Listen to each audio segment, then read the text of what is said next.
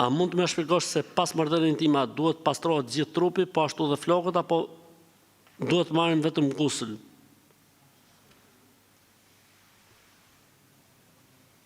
Ku është dallimi mes këtyre të dyjave?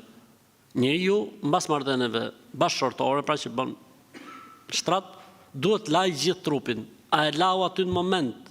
A e lau mas i gjysore? A e lau mas 2 orësh? S'ka problem. Nëse s'ka për t'u lanë në moment, është mirë me marr abdes.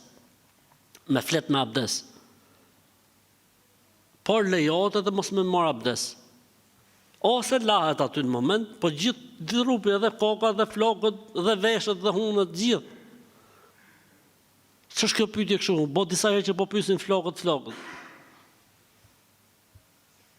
Ajo e flokëve ka përjashtim vetëm nëse janë gërshet, femra. Nëse i ka flokët gërshet, nuk obligohet që t'i zgjidhi. Po e kur i ka të hallakat me.